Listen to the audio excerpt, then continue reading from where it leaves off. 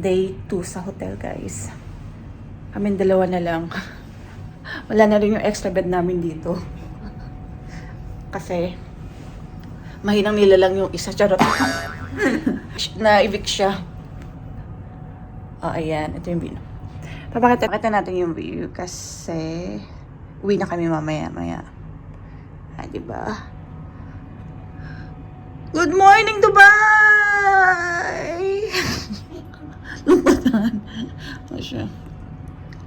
At tayo mag-ready na at magna-9 na. Kailangan natin mag-breakfast. At baka masaraduhan pa kami. Sayang naman yung may kasamang breakfast. Mag-aalo lang ako. Magdadas na lang ako, Sheena. Ay. Suot natin yung damit ng kahapon na dress kasi limited edition ng mga damit natin. Ulit-ulit lang ba? Diretso bihis. Kailangan mo toothbrush. Let's go.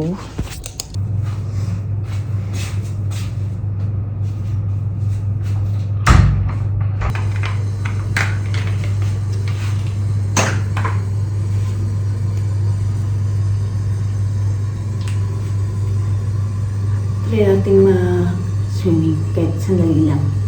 Kaya magot ng gusto mo lang.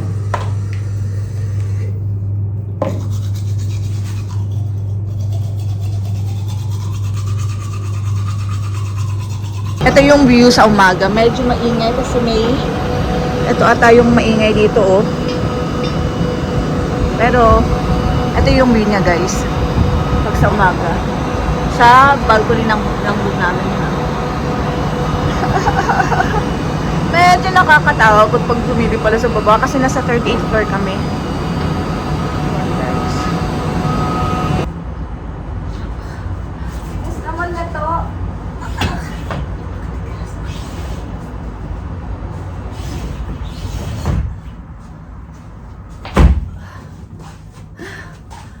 Bakit tigas ng door?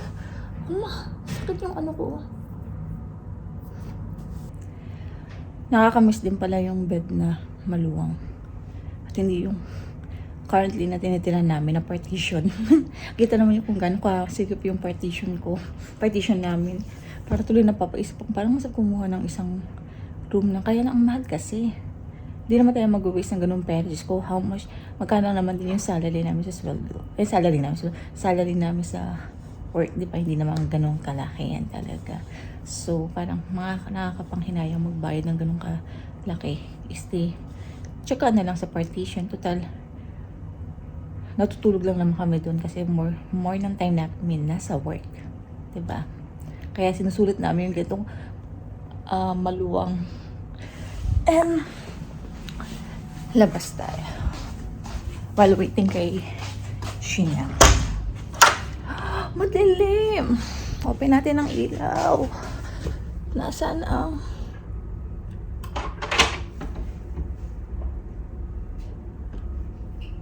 Ayan. Aba. Good morning, sunshine! Madilim pa.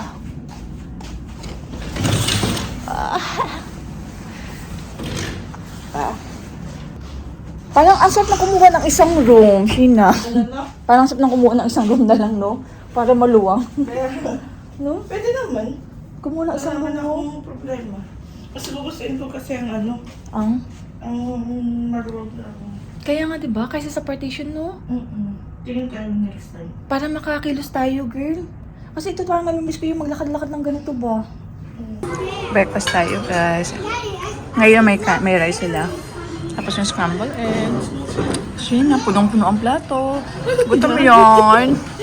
Grabe siya. Coffee and fruits. Diba? We're back sa aming room. Nag-check kami kanina sa pool, kaya lang puno.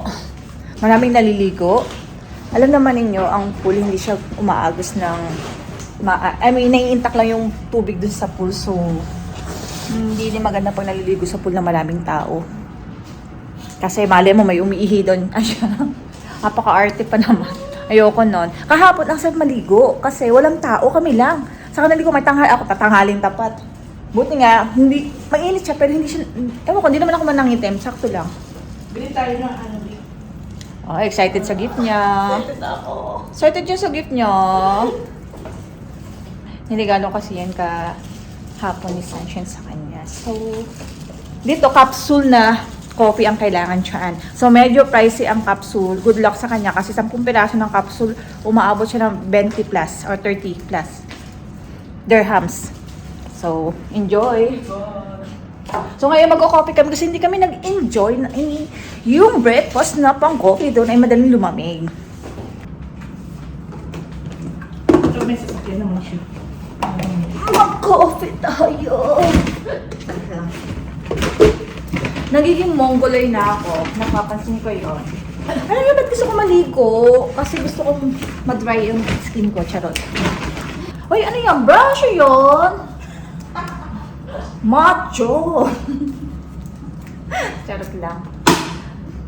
Buti ka nagkakalawan na ako ngayon. Dati ang pangit ang katawan ko kaya. Sobrang payat. Ngayon, mataba na. Pag tumatanda ka na talaga, pag aging, no? Masyado, nag-aano na siya yung dito. Ang tawag nito, lalolo siya. Push mo yan, girl. Push mo yan, girl. Diba? Busy yarn. Isang tingin naman dyan. Gusto ko sana mag-coffee, kaya lang yung coffee ko kinuha nung isa. Ayun ang coffee mo, oh! Kaloko to. Hintay ako nang hintay. Agad na pa ng pagkakapwesto ko. Doon kinuha yung coffee ko. Amazing! Buti hindi ko ininom. Nakakamiss ang malaki ang flat. Sinusulit namin na may gatong nakakalakad, nakakaupo. Kasi sa partition namin, diretso higa. Diba? Nakakalakad na kayo, punta kami ng CR, kakain kami. Ay nako, ang hirap talaga kapag hindi ganun kalaki ang mga sahod. How to be rich ba? Paka-explain, how to be rich, Sheena? It's like Rachel. Rich. Rich. Like my name's Richelle. I am rich. Rich without money. Change outfit tayo ulit. Actually, sinuot ko to kahapon nung pumunta kami sa Alwarca. And then, sinuot ko siya ulit ngayon. Diba? Change your mind. Gusto ko matulog. O, diba puting-puti ako, hindi niya makikita. So matulog kapag ganitong malamang yung higaan, tapos puro puti yung nakikita ko. Sarap. Maraming salamat sa'yo, Sheena. Welcome. For this relaxing moment. Pero laging puyat. Then may lakad pa rin. Laging may lakad pa rin. Hindi ko alam kung paano naging relaxing. Relaxing siya kasi nakakakilos kami. Nakakalakad. Nakakalakad kami ng ganito. Nakakapag-TikTok. Nakakapag-TikTok. Solo yung bathroom. Walang kaagaw. Kaming dalawa lang. Diba? Tapos hindi kailangan magmandali kapag nagsi-CR kasi alam namin walang naghihintay. At dalawang CR. Dalawa yung CR. Ay nako, how to be rich. Yun yung masasabi ko.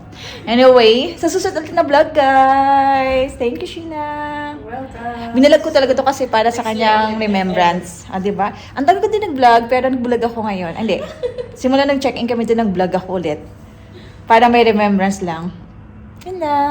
Bye! Madam, magkano po yung ulam at yung may rice na po? Madam! Madam! Magkano po? Bibili ba kayo? Kasi pag may ganitong bag, nagbebenta. Gusto niyo ba? 10 dirhams na.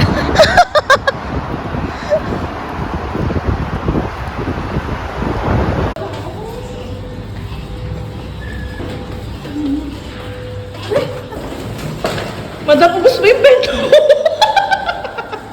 How's the